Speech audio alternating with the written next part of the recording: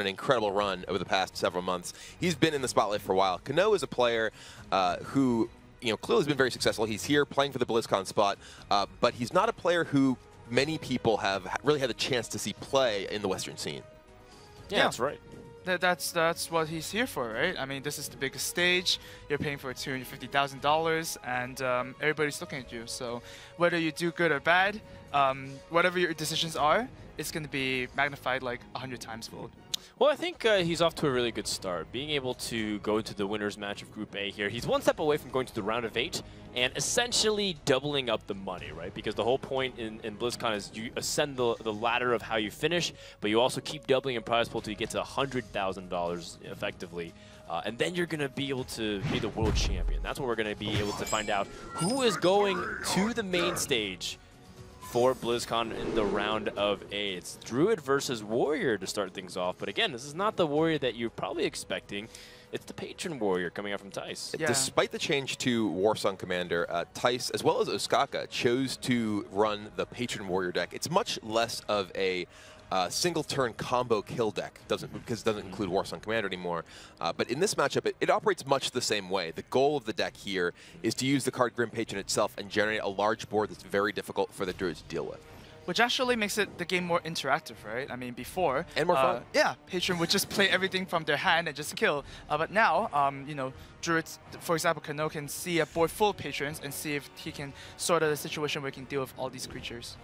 In some capacities, it feels like to some players, the Patron Warrior, excuse me, has gotten better in this matchup specifically against Druid, because if you're so focused on board presence and you're using Patron Flood to still be a primary dominant strategy, it's very difficult for Druid to overcome that still, even though the Warsong Commander has been changed. Yeah, the interesting thing is, I agree with that it feels like the Patron Warrior deck, actually, with the removal of Warsong Commander, is stronger here. Rather than playing the Warsong Commanders, which in this matchup were generally fairly weak, it instead has copies of Gramash, Hellscream, and Dr. Boom, which are just strong cards that can help end the game from the sort of mid-range style positions that really the matchup ends up in.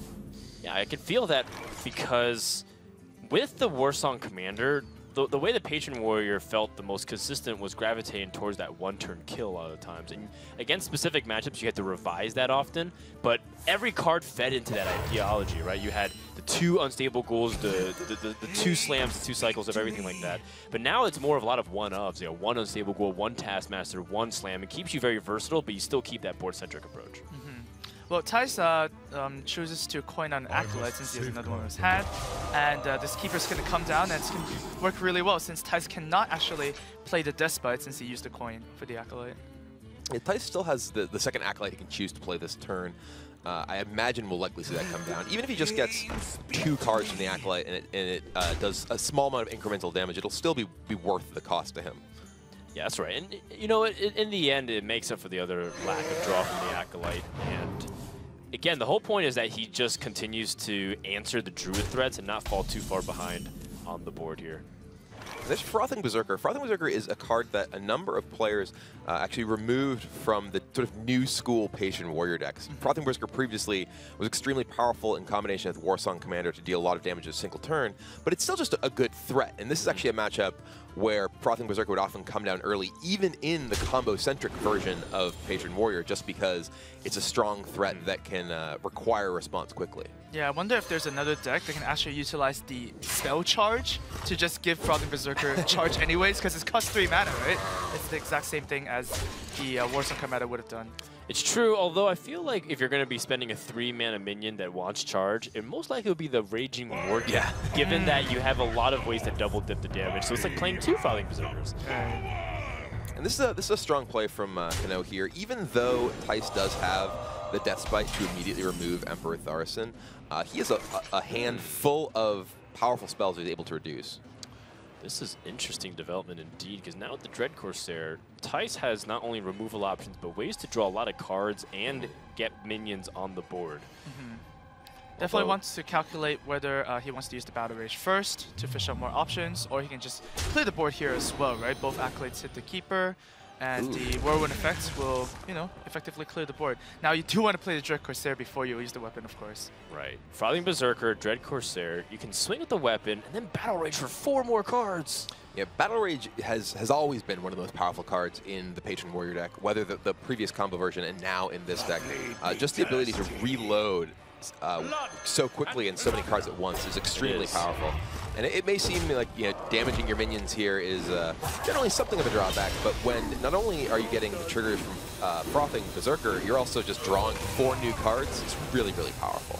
This is also quite scary for Kano because the Frothing Berserker can't be killed right now with his current hand. You're correct. I was just examining like, well, you know, there really isn't any removal spells. I was gonna say, if he found Force of Nature or something like a Swipe or Wrath, he'd be in reasonable shape. Here, if he wants to kill that Frothing Berserker, his best bet is to play Savage Roar and that Druid of the Claw. That's right. But that's not very preferable at all. That's a really inefficient use of his resources and would use his entire turn just reacting, which is really not what you want to be doing from the Druid seat. I haven't actually seen a game where Frothing Berserker gets to attack after the Warsaw Commander nerf, so this is pretty cool for Thijs. Yeah, this is a very strong position for Thijs here. He has the Armorsmith will potentially give him significant amount of armor to preserve his life total if his opponent were to, say, have the combo. Though I think that if he did, it would probably still be too much for Thijs to bear. Yeah, that's fair. Well, Thijs is trading for one of the Shredders, getting some armor, and he also getting that buff. That 1 health owl is also problematic too, considering that it can just get killed off or defended by that unstable ghoul, so it challenges everything here. He also knows that his opponent probably doesn't have the second Keeper of the Grove, because he would have not only silenced the second Acolyte, but have also dealt with his Frothing Berserker. So he can make that assumption that an unstable ghoul will get a lot of mileage. And he is threatening to kill his opponent. You know, not more than 2 weeks after the war song has been changed, we're still having Frothing Berserker go to the face for above 10 damage. 13, boom, and now a huge chunk out of No's life total. And he still doesn't have any real clean removal here. Yeah, he has to give up something, whether it's his health total of Savage Roar or give it the Druid the Claw after the Unstable Ghoul clears off No's board. Are we calling him No or Kano? I thought we were calling him Kano, Kano? But his name says, he said that his name is based off knowledge, so maybe it is No. Oh. Who knows? The Innkeeper's saying no. The Innkeeper's saying no. Okay, I'll follow the Innkeeper's lead here. Well, that is a Druid of the Claw that's willing to play for the team. Yeah, let me tell you, taking 19 damage. He is selfless. Even if he were in bear form, not nearly enough. That's right. Not even Deathwing would survive that. Yesterday was kind of National Cat Day. Look at that cat. You know, he's deserving of celebration on a national scale. What do you even do on National Cat Day? Mostly just complain that there are no kittens available. That's right. I believe you know, there's some people delivering kittens. Yeah. You can order a car of kittens. Yeah. Apparently. But it costs like 30 bucks for half an hour. And you apparently can't do it here because we tried. Still cheaper than Control Warrior. Wow. Yeah, you get a lot of value out of Control Warrior. You play it for a long time. We were half joking. Well, you know, he does have Patron in hand with some Whirlwinds. I think he can set up for the following turn if he plays Death Spite. And he's still safe from Force of Nature Savage Roar. He's not safe from Force of Nature 2 Savage Roars, I believe. Just going for the face here, setting up for the Grommash. And what can Kano do? Well, he has the Ancient of Lore, so that way he feels like he can heal himself out of range.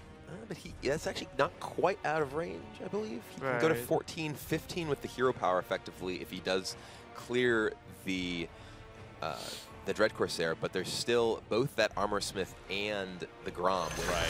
Grommash is 14 damage. And so he's going to draw for some answers. Yeah, that's right. You just assume your opponent doesn't have Grommash and just play on your, you know, that's strategy. The thing. In this position, he can't win if his opponent does have Grom, and he has to play, so it gives him the best chance to win in a situation that he doesn't. And unfortunately for No here, Grom can wait no longer, and this will be game 1 going to Thijs. Wow, very impressive, winning another game off Patron. I don't think his Patron is defeated at all, yeah. Patron has not dropped a single game all tournament long. Patron's back. Yeah. It was never away. Don't call it a comeback. He went on vacation for 2 weeks. And now everyone is back to getting in here. Well, we're in a That's tavern here at the Hearthstone World Championship, and that's where the Grim Patrons live, really. It's true. And, you know, it's not to be underestimated at all. It's still a very viable deck. And as demonstrated, it happened to get a matchup which we feel like is pretty good for the Patron, especially when it starts off drawing cards like that, having weapons for removal, and then following it up with Battle Rage to fill that hand. You just saw with plenty of resources, he was able to pick the right tool at the right time and set up for a very easy kill. Not only that, but it felt like even if he didn't have Grom, he was still in a really good position to go for Patrons in the following turn. So it's not like he was out of options and needed to win right there. And it really comes back to the deck building stage, right? I mean, Thijs predicted that a lot of people are going to bring Druid, and I mean, about 13 people brought Druid, right? So bringing Patron was a very good call on his part. Yes, I believe 12 people brought Druid. Okay. But A lot, it's still, though. that's 3/4 of the 3/4. competition, which is very likely based off of just the 16 players that are here. But we only have 12 at the moment. 4 players were eliminated yesterday, and 4 will be eliminated tomorrow. And then we have the field cut in half from that point on. I do want to draw attention to the rest of the lineups here. I think it's interesting that you brought up that he targets Druid with the Patron, but he also feels like with Priest in his lineup that he really wants to kill that aggressive strategies. Yeah, Tyson's strategy coming in, he said that he felt like the Asian regions, both APAC and China, tended to play more aggressive decks, and based on the way that the groups work, he wasn't going to play against other players from Europe who he believed favor control decks. Sure. So he felt like his best way to at least advance as far as possible in the tournament was to create his lineup specifically targeted against aggressive decks. Yeah, that'll be his primary motivation to be able to take out that region, and also his primary motivation to play the game. We got a chance to sit down and chat with him a little bit about that. The motivation of me is, it's something that was always already with me. In every game I played, even if it was just football or just a small game with friends, I just always look for perfection. I play it for fun. Yeah, it's just how my personality is. I'm just enjoying everything I do, and that is the biggest motivation for me now. All right, well, Thijs coming in here, feeling like he's just going to have fun and do his thing. Although, maybe he's a little serious right now. He looks like he's not having as much fun as... It's fun to win, so... And he's been doing a lot of that lately. $250,000 is pretty fun. Yeah. I would enjoy that. It would be. It's a lot of money for winning Hearthstone. So these guys definitely going to gear up for it. What do you guys think? Who will win? Hashtag APAC for Asia Pacific win, or hashtag EU for the EU win? You know, Thijs is featured in the national newspapers in the Netherlands. Really? Because his accomplishments as a Dutch player is, you know, not something to be overlooked. It's been a while since the Dutch players have been able to have such a strong showing in games. You know, you guys have Grubby, for example, who's over at Peers of the Storm, or Rotterdam from StarCraft, or Hearthstone in StarCraft as well. All these guys usually, you know, they're very proud of it, and he makes a lot of headlines because of how successful he is in Hearthstone. I mean, it's great to see how esports has really grown in recent years. Yep. The rise of live streaming of Twitch, and the sort of the fact that the greater community at large has really embraced gaming much more seriously. That's right. It ain't much if it ain't Dutch. Let's go into game 2. Thijs is going Freeze Mage versus Druid. This is a really tough matchup, but yesterday we did see you know, glimmer of hope for Freeze Mage against Druid. Right. It's just one of those really tricky things where there's just so much pressure being built up. I think you were casting along with me, right, Amos? Yeah, I was. You know, that Freeze Mage, technically speaking, got really unlucky, I guess. You had to draw all your secrets. You don't want to do that, right? You want to draw answers to the first few minions, especially the Nasus Aspirant. You really want that Frostbolt, right? Because otherwise, it's just going to stick there. It's a Wild Growth plus a creature. You know, that swing is just really, really high. Interesting. So, right now, Nut doesn't have much play because he doesn't want to use the Keeper of the Grove on something like Loot Hoarder or just damage to the face, unless he's going to be pushing for lethal. In this matchup, Keeper of the Grove is generally most important for silencing Doomsayer. The Freeze Mage deck can use various freeze effects like Frost Nova most typically, and Doomsayer to prevent you from attacking into the Doomsayer killer creatures. If you have a Keeper of the Grove, you can silence that Doomsayer, and then suddenly you get another turn with all those minions in play. Well, innervating out the Ancient of Lore gets him very deep into his deck as the turns progress, because he wants to get into more threats. Those Wild Growths, not exactly what Kano's looking for here. That's usually what you want to play in the early turns, though. here, he doesn't actually have a great turn at 6 mana crystals next, so he may just use that ramp next turn to give him more options later on. Over at Thijs' side, Corner Cold is an interesting tech card. We see players use the second antique heal bot like purple instead, and sometimes like Pyroblast even. And Corner Cold is just saying that, okay, I think the meta is pretty aggressive, lots of mid-range decks, so I want to just stall for that one more turn with that extra freeze effect. Yeah, he's got a lot of freezes chained back to back. He's got Cone of Cold, and he's got Blizzard and Flame Strike, so he'll be able to whittle down the board slowly but surely. It's one of those things where, sure, you want to kill a Darnassus Aspirant, you want to deny his opponent from playing another 7-drop minion, but, because he didn't develop anything this turn, that's kind of what Thijs was hoping for, is like, at worst, nothing happens, or at best, sorry, nothing happens, and that's exactly what went on. Yeah, here we see kind of choose to play 1 copy of the 2 Wild Growths in his hand. This is basically because if you do get to 10 mana with Wild Growth, you can instead cash it in for a new card, and the mana curve in Kano's hand is really stops at 7. He doesn't have. He's not looking to play the Savage Roar Force of Nature combo yet, so he'd rather just hit his 7-drop next turn, even if his Darnassus Aspirant dies, and then save the second Wild Growth to possibly get him an additional resource later in the game. Well, there are options for Thijs to coin out this Emperor Thorson. Now he has Alex Strauss in the hand as well. I wonder if that motivates him to make this hand cheaper at all. I mean, it is really convenient when you can do things like Alex Strauss of Frost Nova or Antonidas Frost Nova with some extra change. Yeah, the fact that he also has Frostbolt and Ice Lance in his hand, reducing the cost of your cheaper cards is generally the most powerful thing with Emperor in a lot of cases, because with Antonidas, which is where I was getting at, it allows you to play multiple spells in a turn and generate multiple fireballs. Alex Strauss is another one of those powerful things to reduce, because the ability to actually cast that with anything else in the same turn can be very game swinging. And it's also a good timing too, right? Thijs knows that next turn Kano only has 8 mana, so he's not going to get his Ice Block popped with the combo. So this is really the only turn the Emperor could come down. Yeah, that's a really good point. I guess it could if it had 2 Savage Roars, but that's one of those fringe scenarios like, well, do I really play around that? Versus do I go for what's more reasonable? Now Thijs is similar position where he legitimately could get popped next turn, and he doesn't have Ice Barrier. He's only has 6 mana too. His opponent will be hitting in just a couple of turns here the threat of Force Nature Savage Roar from the hand, even though he can freeze the board. So he has to be very careful. He's going to choose to maybe use the Blizzard over the Cone of Cold, because Cone of Cold is cheaper. You can combo it with other things, whereas Blizzard, you normally just play Blizzard and can't really play anything else. So that's a pretty good move there. I like it. An unnerfed Cone of Cold, unnerfed Frost Nova. Just like the good old days, man. I don't know if I describe those as the good old days. It is in the lens of every person who just managed to survive that patch, right? They're like, they miss every deck possible. They're like, yeah, I miss Miracle Rogue, and now people are like, I miss old Patron Warrior. It's happened already, man. Every time a card gets changed, it still gets played. Yeah, it's true. Yeah, it's weird. It's as if changing this card was a good thing. Yeah, balance changes, guys. Well, Thijs, I mean, he is playing a deck that's gotten the nerf back quite a few times, so he definitely knows what that feels like. But it's still very powerful.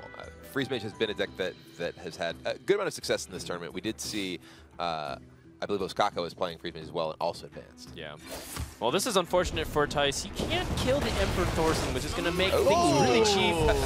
Millhouse Mana Storm, I mean, it kind of doesn't matter because of Flame Strike, but it's still one of the things like, oh, really? I mean, this is one of those situations where the sort of nature of Freeze Mage is really demonstrated. In many cases, a Millhouse coming out of Shredder is an enormous event that really shifts the course of a game. Sure. But here, it doesn't really matter what that minion is, as long as it also dies to Flame Strike because it's frozen anyway. Well, that's interesting. Kano could have popped the Ice Block using Force of Nature and Keeper silencing his one of his 5/5s, or even the Ancient Floor, to do the rest of the damage. But he prefers to get a bigger board first, and that just may give Thijs the time he needs to set up for lethal. Yeah, that's a really good point, Amaz. One of the things that you don't really intuitively think about Keeper the Grove, because you usually save it for silence on the Doomsayer or silence on Mad Scientist to push for lethals. but you don't think about silencing your own minions who's frozen because you do remove that freeze effect. And that's why Keeper of the Grove, like Kibler mentioned, is pretty much the key card in this matchup. You just have to remember all the possibilities. Can Thijs generate enough damage if he went aggressive? He does have Ice Block up, but I guess he doesn't feel like the case because he doesn't have Fireballs, he only has Frostbolt and Ice Lance. Yeah, and the thing is the Druid does have 3 armor, right? So effectively, he's sitting at 18 health, and right now your hand does not have 18 damage. So Thijs might have to find a, you know, different path to draw more cards perhaps first. Yeah, he's going to take a more defensive approach. Playing the Loot Hoarder, trying to draw out, and plus Loot Hoarder can wear out some of the armor. And I think in his mind, the Emperor survived long enough that the Druid will play whatever it wants. Yeah. I mean, right now, can actually play Ancient of Lore and Force of Nature in the same turn, which is not usually something you see very often. Second Ancient of, or sorry, second Keeper of the Grove. That's a very big draw here because it allows him to potentially use his first Keeper to do something like Silence if he really wants to on one of his own minions, and still have the second one to potentially use as effectively a removal for Doomsayer. The only consideration Kano right now has possibly is to not flood his board such that Force of Nature actually cannot summon the Treants, right? Sure. That becomes a big problem in a lot of times. Well, right now, I actually think that Kano's board is strong enough. There's not much incentive for him to play anything. Sure. Thijs basically has to freeze or destroy everything on this board. Anything he can play would be vulnerable to a Flame Strike or another Frost Nova. He may be playing that Keeper, though. Yes, and he also activates the Ice Barrier, which gives Tyson the ability to play a second one if he ends up drawing it. And he does go for the Silence play to set it up, but he does flood his board a little bit higher, just like you said, Amaz. Right. He can't actually go for Force of Nature Salvador and full damage. I mean, if this board is big enough, there's no need to play a Force of Nature onto this board to actually end up pushing enough damage. If this is a board that is going to get Force of Nature, it's going to need to have had some things cleared off, or everything frozen, I guess. That actually is the big issue. Is if you were to get, if you were to get Blizzarded here, because I believe both Frost Novas are gone. Yeah, both Frost Novas. And one Blizzard is gone. So there has to be a second Blizzard, and then he would need the Force of Nature to go through with all the. Looking at this, very good position by Kano to put the weakest minion in the middle, such that Cone of Cold. Cone of Cold is actually pretty weak right now. Thijs is still counting if he still has enough damage if he Alex Strazes this turn. If he Alex Strazes, he'll be able to Fireball, Frostbolt, Ice Lance, and he's going to take this risk to try and see if he can end the game, but this is what No was doing by saving the second Ancient of Lore. He's going to be able to heal himself right back up. And he's going to be reliant on drawing the second Fireball. That's what Thijs is really hoping for. Second Fireball to end the game. But that's where No kept this Ancient of Lore to heal him back up to 17 or 18. And Thijs will have to have a little bit extra help here to survive. Kano's been using, we saw he generated a lot of armor from that hero power. That's one of the powerful things that Druid deck can do in this matchup. It's not necessarily super intuitive because the interaction between Alex Straza and armor is that it only reduces your total health pool, so the armor all remains, and that created a big cushion for Kano here. Reducing Thijs' health to 2 is also pretty key because the Keeper of the Grove can actually, ping him down. You never know that your whole board's going to get frozen, and your hero is also getting frozen as well. He does have Force of Nature, so as long as one Treant can get through, he might be in a good spot. I like the positioning a lot again to make sure at least Ancient of Wards take excessive damage from the Cone of Cold. Second Mad Scientist doesn't really do much here. Or it's the first Mad Scientist, excuse me. Tharson has been in play forever. It's 0 cost Keeper of the Grove, 2 cost Force of Nature, 0 cost Shade of Naxxramas. You could play it all. What he needs is a questing adventurer, and then just questing adventurer, play my entire hand. I mean, he kind of has a very slow. He has a late bloomer with the questing shade. Adventure with the Shade of Naxxramas. That's right. He's on a very, very long and deliberate quest. That's right. To protect Naxxramas. Yes. To protect his honor. It's the journey of No-chan. I don't get it. Yeah, no, me neither. Okay, well in Japan they use, or Japanese they like refer to people as like an honorary title. So it'd be like no sama, no senpai, no chan. No senpai. It's less funny when you guys don't understand it, but it's okay. All I know about senpai It was is that he hilarious in occasionally my mind. notices people. That's my only experience. Oh, Thijs gets the second block popped, and he has no more immunities. And this Dr. Boom actually means that a blizzard from Thijs is likely lethal to himself because of the boom bots. It will be guaranteed because of the boom bot's guaranteed at It's least true. 2 damage. Sure, That's true. but you can play something. You so could play Acolyte of Pain or that Mad Scientist, but I don't think there's any real way out of this for Thijs now. He's facing down a huge board with not really much to deal with it, and he's out of ice blocks. Yeah, this has been a very tricky match from the beginning, but it looks like it is game over for this one, and we're going to have to go to game number 3. Right. Thijs does have Lethal Feet Fireball of his own face, but that's about it, and he decides to concede, and we're going to have an even series 1-1. Yeah, I guess the start of the match was actually the Ancient of War, making Flame Strike not able to clear the whole board from Kano. Yeah, Ancient of War is generally a card that's... Wait, you're calling him Kano now? What are you doing, Amaz? You We've gone back changed and my forth. mind.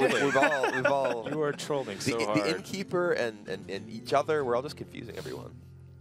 When he wins, it's Kano. Okay. No or Kano. Yeah. It's no. I'm just gonna go with no because it sets up more puns that way. Oh. Let's talk a little bit about the remaining classes. Now that Freeze Mage, now that Druid's out of the way, there's Paladin and this Zulok, which is still 2 classes that I think the Freeze Mage is excellent against. Right. To a certain degree, I think the Priest is pretty good against it too, although I think it's yet to be seen the actual... I still think the Paladin has a very good edge over things like the Priest if, because it has a better chance of curving out much more aggressively. The Priest definitely needs to play stuff every single turn, right? And they also need their minions to stick around for Valen's Chosen, perhaps. There was one match where Thijs plays against a Druid player, and he had an option to innervate a Druid Claw or a Emperor. And, he chose to do the Emperor route, and then Valen's Chosen came out on the Dark Cultist and punished him. Whereas everybody in the viewing room was like, oh, if he charges the Druid Claw and removes the Priest minion, then he actually does not get the Valen's Chosen option available. So usually it's better to just clear Priest minions board out of the way.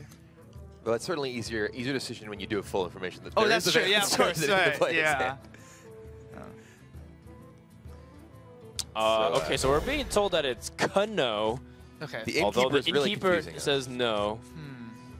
But It's his Scottish accent. But all right, can you actually? Or I dwarvish have a accent, question for sorry. you, Kibler. When there's an animation in a picture, what do you call that? Online, Animation in yeah, a picture? like the file. Oh, you mean GIF, which is not GIF? Thank you, Oh. thank you, Kibler. I like you a lot better. It's just how consonant sounds work. It's a GIF. I call it GIF. Oh my, Amaz, right. thank you so much for casting. You are your services entitled will to your no longer opinion, be needed. even if your opinion is wrong. Kibler. That's that's how a K sound is.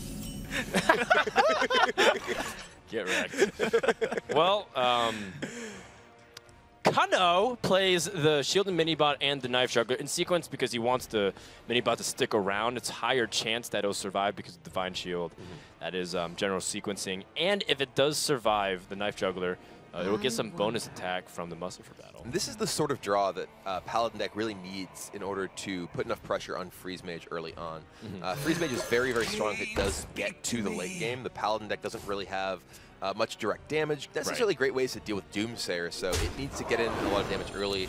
And we do see the Lotheb in Kano's hand that may help continue to create an opening for him in the mid game. It will, but I do see one thing that's pretty important is that Thijs does have turn 5 before Kano does. So which means he's going to hit the Frost Nova Doomsayer to stall out the board preemptively before the Lotheb. Yeah, that's a really good observation because people could go like, why don't Thijs use Cone of Cold right now and reduce the damage, right? But he does have turn 5 guaranteed, so that Lotheb can't mess his turn up.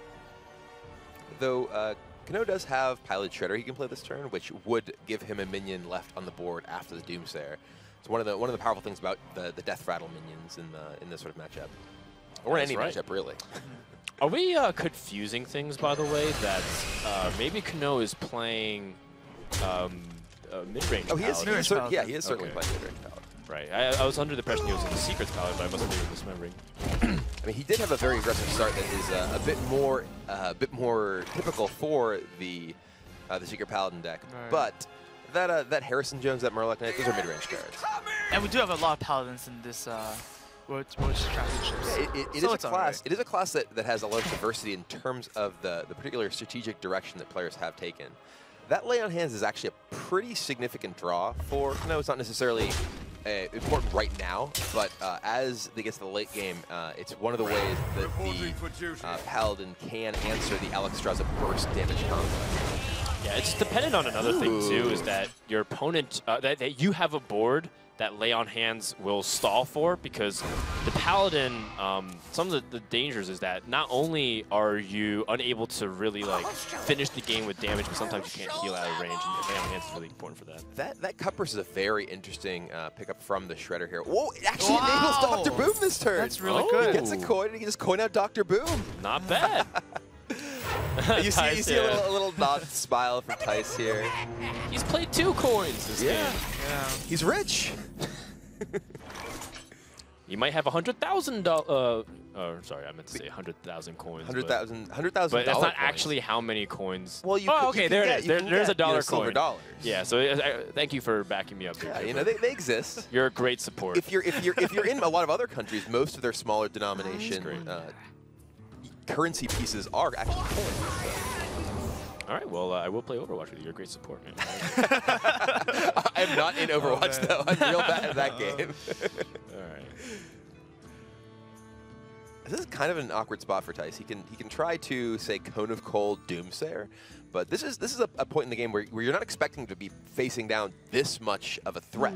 That cut burst allowing the Dr. Boom to come out early, even after Kano had gotten a strong start thanks to his initial coin, it's putting Thijs in a really awkward position. The other thing to consider is, what are you going to be following up after this Doomsayer? And right now, his only follow-up is Loot Hoarder. Normally, you want a Doomsayer to also do another thing of setting up for Alexstrasza or Antonidas, so that way you get a free board to develop something. Kano, on the other hand, he's not happy to see that. He doesn't have anything to stick around, like Pilot Shredder, to drop onto the board and at least play something. Right. Seeing the second Doomsayer come out of Thijs actually makes Sylvanas a possible play on future turns. One of the dangerous things with Sylvanas can be, you can potentially play a Doomsayer and just kill your own Doomsayer. Give your opponent or rather kill your opponent Sylvanas, yes, which ultimately kills your Doomsayer and blows up the entire board on their turn. Yeah, makes sense. Well, if Thijs didn't play the Doomsayer last turn, Kano could have played a Lothar and potentially be very disastrous for Thijs. So I like that play. Oh yeah, just now. absolutely. I agree that with Thijs' play, it just creates an interesting dynamic with the Sylvanas that Kano jumps through. That heal bot was pretty important. It helps him to help address whatever comes out on the board much easier, and he gets it out of the way when it's normally pretty mana inefficient relative to other plays like Blizzard, for example, or if you want to Fireball Ping. So I like that Thijs chose to go for that. It's very easy to get sucked into the, I need to draw like a ton of cards, Freeze Mage, and then you realize, well, I wish I had more mana to use all these cards. And one of the things in this particular matchup is that you're just looking to buy time. Against Paladin, you're not really scared of getting bursted down, so you don't need to save something like a anti-heal bot until after an ice block pop or anything like that.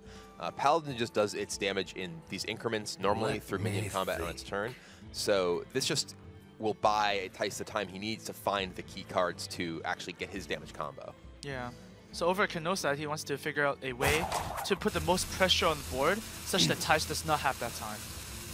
And this is a little awkward for him. He has the Lothar, which is very strong, but he's going into Thijs' turn 9, and turn 9 is a point in the game when the Freeze Mage has sort of a naturally strong play that is minion-based with Alexstrasza. We see that Thijs doesn't have that Alexstrasza, but it's got to be what he's keeping in mind. Sure. That's a very easy clear for it. There's a lot of damage in the hand, by the way, for Thijs. He's got 2 Fireballs, a Frostbolt, and an Ice Lance, which comes up to about 19 damage. Right.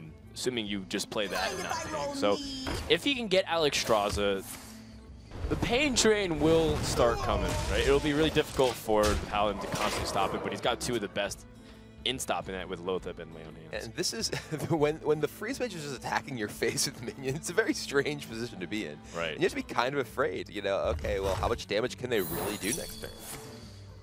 He can do a lot. He's got at least 14 damage from one turn, plus the 5 on board. Impractical to say the least, but you know, if Emperor Thorson ever comes down, that's something you have to be really mindful of as well. Yeah, if Emperor Thorson comes out, you throw all the math aside because the maximum damage you can deal from your hand as a freeze mage with no Emperor is 21. With the Thalnos and like lots of ice lances and stuff like that. So as long as Kano is above 21, he knows he's not going to die. But then if Emperor comes out, suddenly he can just unload a lot of spells and, you know, it goes upwards to 30 plus damage. Well, there's a couple of ways to go about this from Thijs' point of view. He can use some of his AoE, but which is the best to save / use here? Yeah, Flamestruck seems like it's really clean. You can also kill the Sylvanas off of the ping. And, you know, just buy those extra turns. Yeah, it's more mana. It's very clean. The only thing about, you know, using Blizzard is that Blizzard gives you time to like develop Acolyte and do other things, but I guess you just care about making sure that the board doesn't get too strong. Is it time for the March of the Murlocs? Well, you just saw a Flame Strike. Double Murloc Knight coming out. Let's see 2 Ward Leaders. That would be exciting. Oh dear. I just want to see more Murloc Knights. Even 1 Ward Leader is great. Okay. 2 of the better Murlocs. Yeah, that was really good for Kano there. The 2 Murloc Knights picking up some strong pals. Well, he does pick up Emperor Thorson, but he's in danger of potentially dying or getting his ice block popped. Right. What's scary is that if you play Blizzard right now, more Murlocs are going to come out, and you know there's 2 options to charge. So Kano can still put on some damage against Thijs. I don't know if he has much of a choice though. I feel like this Acolyte and Blizzard play is his best chance to make sure that he can guarantee survival. Stiflin's Spirit Walker, by the way, is Siltfin. He's in Silt, like in his name is also No, but who's keeping count? The Siltfin Spirit Walker draws a card whenever a Murloc dies, so you're often in this catch-22 where you don't want to give him cards, you don't really want him to gain more Murlocs, but you want to kill Murloc Knight. That's why it's really problematic. Ideally, you kill the Spirit Walker first and then kill the Murloc Knight, but you usually can't do one before the other. It is the most costly Murloc, so you know, mana-wise, it's the best one. And an interesting thing here for Kano is that if he does use his hero power, he will get 2 more Murlocs, but it'll also fill up his board. And if he does fill up his board, he won't be able to potentially play that Lotheb in his hand, which could be a key figure in potentially preventing Thijs from being able to actually kill him. True that. But the thing is, like, you'd never want to play Lotheb into an Alexstrasza turn because it'll be wasted, right? Effectively. Oh! All right, fatigue him out. Just start killing Murlocs. Wow. That's right. Well, Frost Nova would be a really big draw in the next turn here for Thijs. Oh, that's still a lot of damage. How much damage is that in his hand? So he has He has 19 before. That's 23. Oh, no, 18 plus 4. Does he just have lethal over 23 with the hero power. He might just like Emperor Thorson. He can also like if he just fireball, like Frostbolt, Ice Lance, or Fireball, Ping. Next turn, Frostbolt, Ice Lance, Ping. Is that just lethal? Yeah, that with is the lethal. Acolyte attack? But then there is a lay on hands for Kano to. That's true. That's true. You know, kind of make that really awkward. And Kano also can just sacrifice, if that Acolyte stays in play, he can sacrifice the 1/1 into it and play Lotheb. So it is an awkward I like spot. it. Suicide the Acolyte so he can't play Lotheb. That would be very next level. Although I don't think he has enough damage then, right? If he has to use his ping this turn. Right. Oh, there's Alexstrasza, my goodness. That's a lot. Yep. That was really important because now, even though Kano can sacrifice a minion onto the Alexstrasza to play Lotheb, Thijs can still play an 8-mana Ice Block to avoid lethal for 1 more turn. Right, but then you play, so he kills off his board, plays Lotheb, pops the block. Then he also has to kill Alexstrasza. Oh, that's a good point. Does he have enough for both? It shouldn't be too hard with the Consecrates in his hand. He has 1, 2, he can 10, 12. Just the it's tricky. It's actually really tricky. Can kill Alexstrasza. Yeah, using double Consecration should be fine. But I guess you can't play Lotheb if you do that. Right. Oh. Yeah, you have to assume your opponent doesn't have the damage, so you have to kill Alexstrasza because you don't have a taunt. Maybe you rely on more Murlocs. Oh yeah, draw some cards. Some more information. Oh my goodness. True Silver is a Silver's pretty good one. good. He's going to overdraw at some point if he keeps killing all So of that's his why he killed one of his draw cards Yeah. instead of the So 1/2. True Silver actually allows him to, I believe, Heal. pop the block. He pop the block and heal. He has 10, Yeah. 11, 12, 13. I think he may be. A little bit short. Yeah, he's actually that's one really damage big. short Wow. here. Because now Or two Emperor damage short. Thorson comes down. Lotha's been used. And he's going to have Thanos. What? Yeah, Oh, that dear. is the Okay, hold on. blackjack situation. Hold on. we have to count. We have to count. So 2 fireballs will I be think it's 3. 1,000. So you can play everything. About 1,000. Yeah, you can play everything. So Yeah, 2 fireballs next is turn. 12. The ice stuff is 11, and because Thanos is 5 13. spells, it deals 5 damage. So it's 28 plus a. Can he even squeeze in a ping? Oh man. He's gonna ping the face, by the way. Yeah, I think he can actually squeeze in the ping.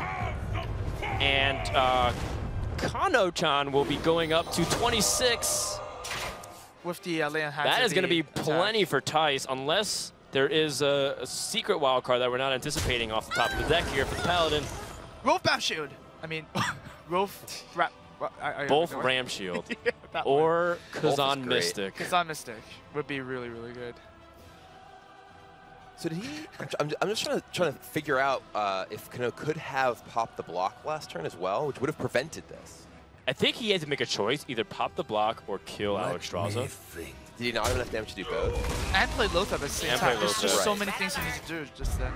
Well, does he? Yeah, it's a really, really awkward position for him. And now, yeah, Thijs just has Yes. basically infinite damage in his hand. Yeah. Close enough. He has to swing with the True Silver too, right here. Yep, and Just he will restore do the that. 2 health. Something that you have to be careful not to give the immunity, so that denies you the ability to Yeah. attack.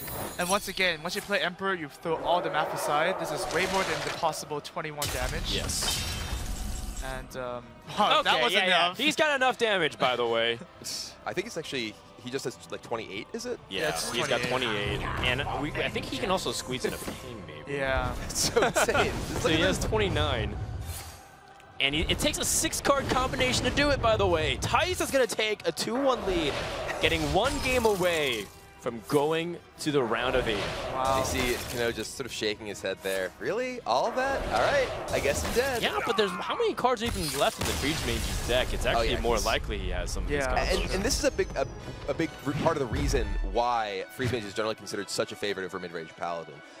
You're not able to get in that much damage early. You get to these points in the game where you have to decide between things like, okay, you know, do I pop his block or do I do this? Do I play Lotheb?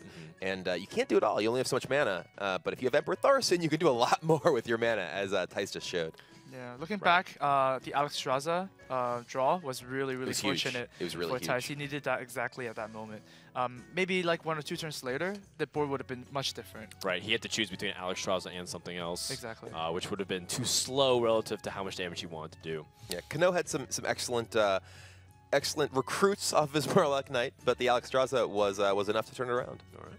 Well, Kano needs to turn around. He needs to win 2 in a row in order to come back into this series. But before we go into the break and the game, let's go ahead and show you about what Kano will do with the prize money if he can advance to the round of 8 and pick up those paychecks. 賞金の使い道はまあ特には考えてませんけど、パックを買うとかいいかもしれませんね。私の一番好きなカードはアンステーブルポータルで、まあ理由は使うだけで勝てるからです。Thank you for supporting me. Hope I will win.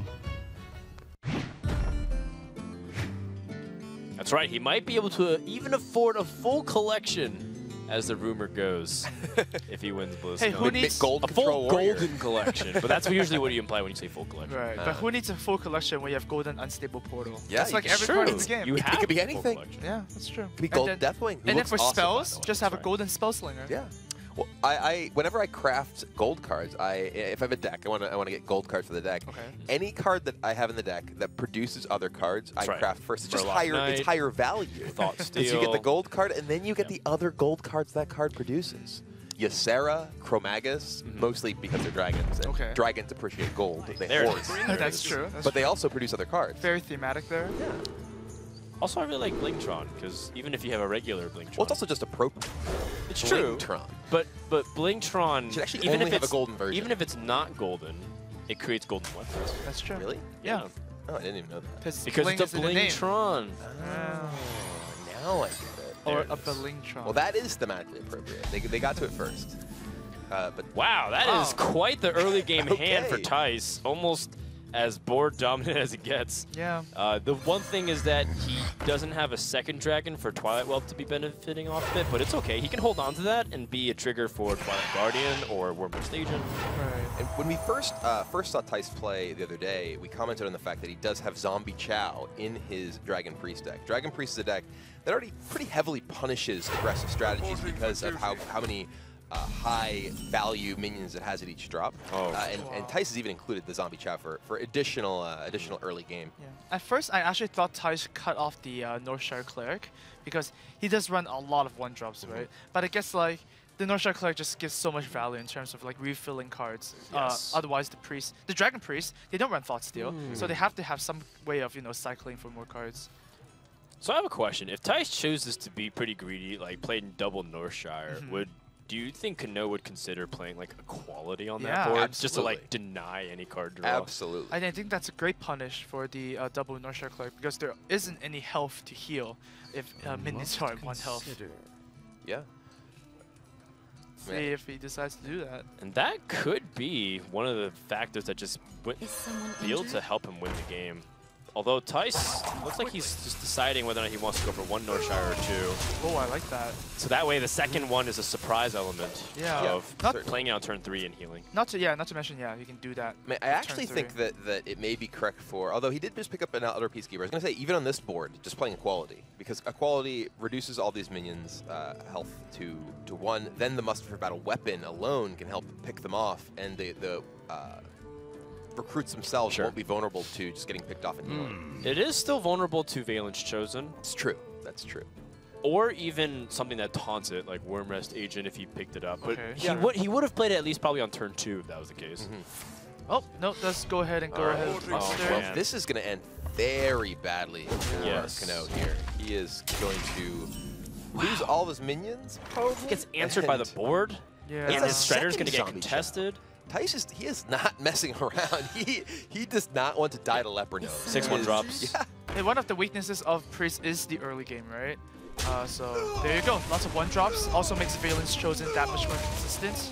It's not even just the 1-drops of Priest, it's the fact that if you go for 1-drops, outside of the Northshire Cleric, where is your draw?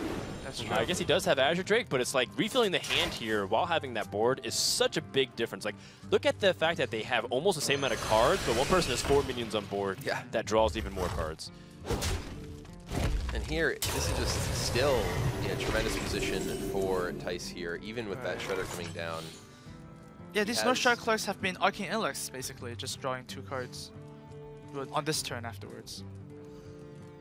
I mean, if Thijs wanted to, he could just play Shrinkmeister and heal up his Whelp and clear off the Shredder with just stacking his minions. He does decide to go with the Guardian as well. Probably a stronger play overall. Doesn't give him the opportunity to use that card draw from those clerics. But here, this Equality I think is going to be pretty good. Yeah, I feel like this would be the time, although it's still one of those things where he has Holy Nova, so if you Quality and then Muster, you might be back at square one minion-wise, because the damage is already kind of done. You know, the minion, like the Northshire Cleric already drew cards, which means the Priest should be beyond the curve of just 1-2 drops. Yeah, but the and thing you're going to is, be in a good spot. the thing is, like Northshire Cleric drew cards, right? But now they're threatening to have board control as well. So Equality here actually gets it back. So let's not worry about cards. Let's worry about the board. Oh! Well, now Muster for Battle goes to the Priest. That was not He good didn't for- play around Lord Control. dear. So he should have mustered first. Is that what you're trying to Mustered say? first. Wow, you can't play around every single card. That's just a bit too hard. So yeah, Lore Walker Cho gives your opponent a spell anytime you cast a copy of it, and this is going to go really mess with No's plan here. His plan clearly was to play Muster for Battle after the Equality, but now the Lore Walker is little bit too generous with the secrets, and now Thijs, Wow. Oh, you know, it's actually Well. good to give Thijs the Muster because No has Harrison Jones in his hand. that is true. The That's Harrison true. Jones, it does provide some potential value for Yeah, that. otherwise you can't even use Harrison correctly, right? It's just a 5-mana 5/4. You don't want that. Well, humorously enough, there's also Quartermaster in the hand, so Thijs can't necessarily just give like Muster for battles right back to the Paladin either. So, otherwise, this game will turn out troll-tastic, which is my favorite type of game. Actually, one of my favorite games of Hearthstone in terms of the tournament gameplay was a match back this summer with Dog versus Nyria. It was a Rogue versus Warrior, and Lord Walker Cho came out of a Shredder. And it was like really weird because the Rogue was giving oils to the Warrior, but the Warrior had no weapons. Oh. And so both of them were just milling each other nonstop. It was so funny. Yeah, Cho does, you know, mess things up quite a bit. Now Thijs is gonna go ahead and give a powered shield to Kano. All right, they're working together here. This is Hearthstone science. You know, they're just eventually going to have the same thing as each other on the board everywhere. Makes sense. So he's going to use this to challenge, but the Quartermaster will allow him to get through. Are you mocking me? He doesn't even really need any more cards. He can just cash in one of those shots. I mean, he has gone full nurture, and he's actually getting to the point that he has so many cards in his hand that could be a liability. Right. Azure Drakes will draw more cards. Yeah. Power Shield will draw more cards, and you're using your mana. I have no time for games. Sylvanas comes down, and you know, once again, the Lord Control is still there. So if Thijs chooses to remove the Sylvanas, well, he would donate a spell very generously. Shadow Word Death is actually a spell that doesn't have many targets in the Priest deck. Dragon Priest will generally play maybe Chillmaw. The Blackwing Corruptor is Corruptor one as way well, to do it. that's true. But usually you're That's using true. like True Silver to kill it, so you don't necessarily need the Shadow Word Death.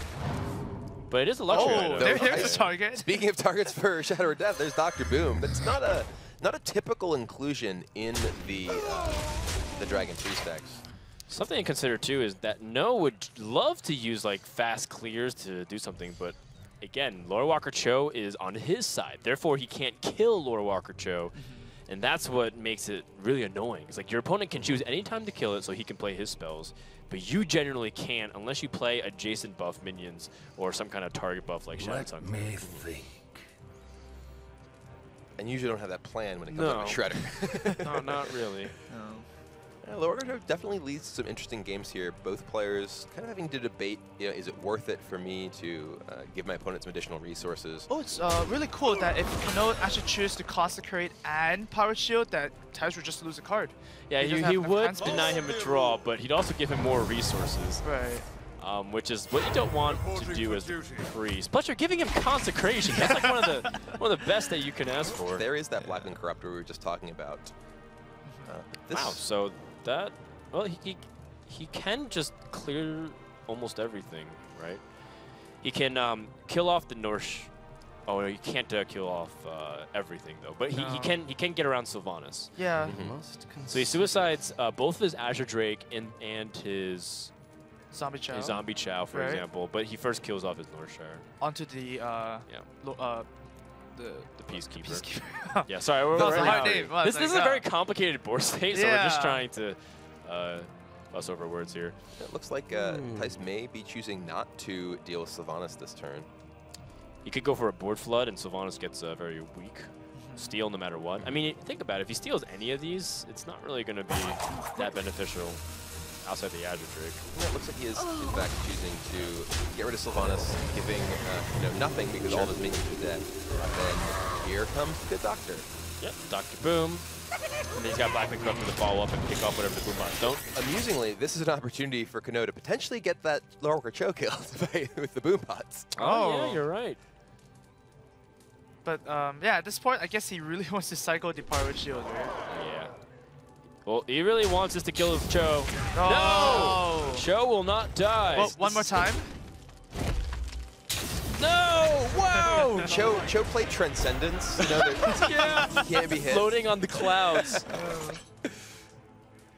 And that Shadow Word Death number 2 is a luxury item, but it'd be pretty nice to shut down this. Well, he could. Ooh, that's. He could have Black Corruptor killed the show. Oh yeah, he sees it now. Now he just gave a way to kill his Dr. Boom. He just missed it. So now his Dr. Boom is dead for sure. Yeah, that's a very uncharacteristic mistake from Thijs there. Well, Thijs can actually, you know, make the best out of the situation where just ignore the Laura Control so he can get his Shadow Word Death back. Yeah, at this point, once you're already in this position, you need to maximize the position you got yourself into. Yeah, all intended. He's trading Boom for his opponent's Boom. Okay. Because then he can Shadow Word Death his opponent's Boom and something else. Okay, okay. He just wants another Shadow Word Death in reserve. I mean, this is definitely, you know, a stage at which even the best players can, you know, potentially let the nerves get to them. Well, it's just an unusual situation. Absolutely. You know? You're not calculating things like that. Yep. Oh, and Kano does see that giving 2 spells to Thijs is going to lose one of his cards. And it might be better because the relative power of Shadow Word Death and Power Shield is kind of low. I mean, Thijs still has yet to hit some of his really meaty minions. This is a Valence Chosen there. That could be really good since Valence Chosen and Holy Nova does clear off the recruits that get buffed by Quartermaster. Yeah, it's true. However, now that he's given like Power Shield back, like one of the things about Blackwing Corruptor is that even though it gains you tempo, it sometimes just dies really easily to the board. Well, here, I mean, Kano does have the Ashbringer from Tyrion already, so Blackwing Corruptor would not be particularly stable in this board. He can protect it with perhaps a Wormrest Agent. Sure. Or Power Shield. Yeah, or I would imagine we might see Wormrest Agent and then Power Shield in both minions. Sure. Power Shield first to draw a card. Give a little bit more information. Oh, that might be a better option. It could be. I think it depends because the Blackwing Corruptor is a higher priority target anyways. And Dark Cultist would just potentially get bullied. But it does require 2 weapon swings for it to be efficiently cleared. So I think... Now, I believe Kano has the option to attack with Ashbringer into the Corruptor, attack the Healbot into the Dark Cultist, and potentially use Consecration to clear both and give no target for the Cultist buff. Well, we mentioned that, you know, Thijs got Shadow Word Death to answer his opponent's Dr. Boom. And there it is. That kind of is exactly what happened. So, No willingly kills the Dark Cultist. And this is going to get answered very easily too by the priest. It's a little surprising to me there that he just chose to effectively allow Thijs, if he wanted to kill Dr. Boom with Holy Nova. Though I suppose he does know that there's that Shadow Word Death anyway. So Dr. Boom's not really a particularly high priority to keep in play. However, with this move, that Thijs does get to keep a minion on the board. And this is a very minion-centric matchup. Very average result there. No realizing that he's not happy about that result. And, you know, Thijs is still in a pretty good spot here. Wormrest Agent doesn't have to come out, but I guess he just wants more minion power on board. Like, force the last attack to go into the 2-4, because otherwise the weapon probably just be held there. Yep. A little bit surprised that Kano played that previous turn in such a way that he left Thijs with such a strong minion. Yeah. Because having, in particular, this 9 health on the Corruptor, it's very difficult for Kano to kill, given that most of his removal is damage based. And Thijs, he's playing Priest. He has a hero power that can keep that in play for a long time. And it's in this position where Kano is actually especially behind, because Thijs still has the Cabal Shadow Priest, and coupled with the Shriekmeister can actually steal every single minion that Kano can play. Have we actually seen Cabal Shadow Priest? Yes, we have. Okay. Yeah. It'll be pretty weird to play Shriekmeister without playing Cabal Shadow Priest. Sure, it's true though. Shriekmeister is just a minion that can allow, in particular, with you have so many early drops, allow them to potentially attack into larger minions or just avoid trades in the early game. Speaking of big minions that are tough to kill from damage, there's Ysera. The Ysera up against No. I see what you did there. Ooh, Ysera awakened. She is awake. That's a really good one. And she is grouchy in the morning, let me tell you. She can wipe almost anything off the board, no matter how crazy the board state is for Paladin. She gets up on the wrong side of the bed a lot. She does. And, you know, she has some bedhead, too. Just kind of look at the leaves. She just kind of gets rustled. I don't blame her, too. I don't really like waking up to leaves in my face. And we know that Kano used a quality earlier in the game to deal with that very strong early start that Thijs had. Many of these mid-range Paladin decks maybe play one equality, sometimes two, and that can make Ysera a very difficult card to deal with. How would you deal without it and no preemptive board? I guess the best is silence, generally speaking. Yeah. Even if you do silence it, it's still a 4/12 minion. True. It's still able to have a lot of impact on the board, even without its ability. So what you're telling me, Kibler, is you need to run Ren Blackhand. Yes, Oh. I am telling you that. Though it wouldn't be very good because Kano doesn't have any dragons, but that's his own fault, really. Okay, fair enough. I mean, he is human. All right, well, with Ysera Awakens, does that mean it's lethal? I don't think it's quite enough. Kano is going to go down to 13. Ysera Awakens and Holy Nova is 7, 11. And I believe he is 1 damage off? Well, if there's a muster battle for that 1 damage. Yeah, I believe he's 1 damage off lethal 1 with damage that off muster. lethal. Yeah, seems like that. Alright. Well, you can just like control the board here. It's just the fact that Thijs drew so many cards with the Northshire Cleric. I think he's like actually 7 cards ahead of Kano. So if it wasn't for the 7 cards, Thijs would have, his hand would be empty. We could use a visual explanation too. Look at the deck size for No, and look at the deck size for Thijs, and size does matter in this situation. 14 to 5. Yeah, Actually, 9 cards he's drawn ahead. a lot. 9 cards deeper. Right. It would have been -2 cards right now.